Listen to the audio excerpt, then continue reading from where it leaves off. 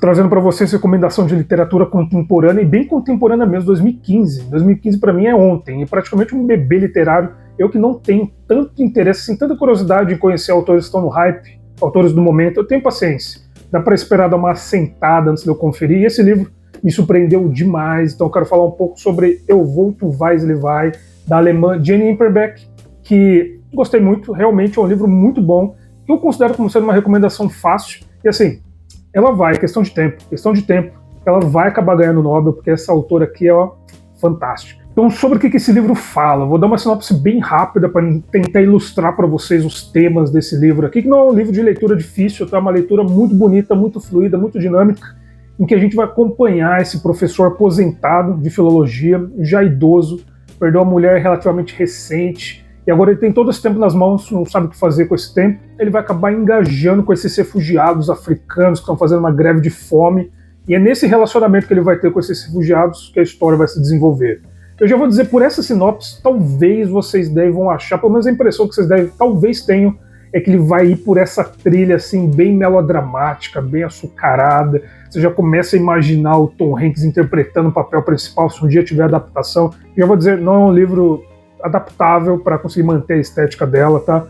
Mas o livro não é isso. Não é melodramático, não toma caminhos fáceis, ele não é óbvio e ele é muito interessante. É muito social, é muito político, mas a graça dele, a graça é que, como toda boa obra de arte política, ele é muito mais do que isso. É muito mais inteligente, ele não é proselitista. E ela vai abordar esse tema de como que a Alemanha estava lidando com os refugiados de um jeito muito humano, muito pessoal e, é claro, muito eloquente, muito artístico. O grande trunfo dela como escritora realmente é a composição de cenas, essas cenas em que cada capítulo que você abre vai ser essa composição extremamente fluida, dinâmica, belíssima, em que ela vai utilizar às vezes esse simbolismo muito interessante, muito não óbvio. Então a gente vai ter essas imagens desses televisores ligados, desligados, influenciando a cena de uma forma ou de outra. No início do livro vai falar sobre esse acidente de um mergulhador que morreu no lago e não acharam o corpo dele, e esse corpo vai voltar de novo durante a trama, e vai ter muito da erudição desse personagem principal, do professor, do Richard, incluído na forma, na dinâmica desse texto. Então ele conhece Dante, ele conhece Sêneca, conhece Ovídio, esses grandes autores, e quando ele vai se dirigir aos refugiados, principalmente os primeiros, ele meio que faz uma associação deles com algumas figuras mitológicas gregas e do folclore da Alemanha. Então tem um que ele vai comparar ao Apolo, um que ele vai comparar ao Tristão, mas ele não faz isso para negar, para apagar a identidade deles, não, tá?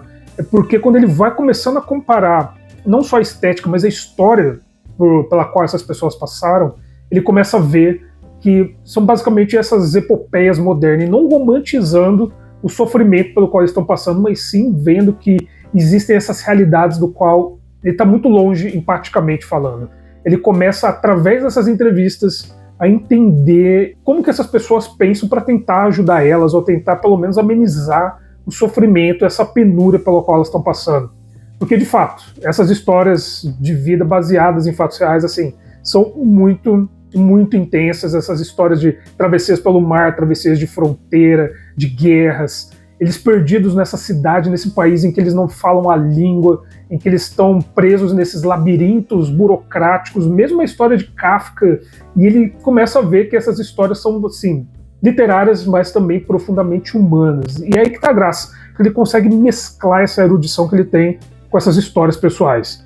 E assim, as composições de cena são, de alguns desses capítulos aqui, eu considero como sendo um absurdo de primor artístico. Tem um capítulo em que ele está entrevistando esse refugiado que está limpando o saguão, e daí a história do refugiado vai mesclando com a história do professor que está voltando para a casa dele e fazendo a rotina dele, essa rotina mundana do aposentado que tem essa segurança financeira, contrastando com essa vida extremamente difícil, extremamente amargurada que esse refugiado teve. E não é para romantizar, como eu disse, é realmente para colocar em contexto, para colocar um contraste muito intenso nessa cena que funciona assim magicamente bem. Tem um capítulo que ele está lendo a bula de um remédio para ver os efeitos colaterais, e lendo os efeitos colaterais ele começa a associar essas passagens com as passagens de uma ópera que ele conhece.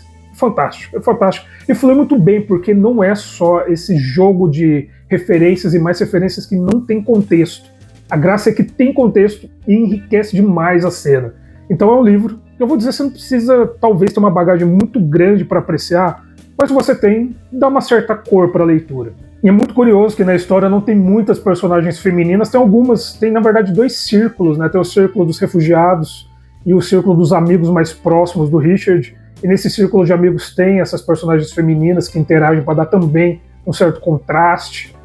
Tem umas histórias assim que, mesmo que mencionadas brevemente, você sente uma intensidade de empatia muito bonita, muito interessante. Eu achei muito inteligente o jeito que ela acabou esse livro, porque assim, você imagina que uma história dessa talvez vai ter aquele soco dramático no final, para dar aquela intensidade fácil, e de certa forma tem. De certa forma tem esse soco, mas não é o que você está esperando, não vem do jeito que você está esperando, e o final desse livro, maravilhoso, maravilhoso. Então essa era a minha recomendação de hoje para vocês, para variar um pouco literatura contemporânea e de extrema qualidade. Se vocês acharem por um preço decente, vale a pena o preço e o tempo investido. Porque acredite, ela só não ganhou ainda o Nobel porque ela é relativamente nova, tá? Questão de tempo. Se não levar ano que vem, daqui uns 3 anos deve levar. Podem anotar aí, igual o Juan Vázquez, que só não levou ainda porque ele é muito jovem. O que importa é que esse livro aqui vale o tempo de vocês, vale o empenho de vocês para engajar com a mensagem que ela está tentando passar.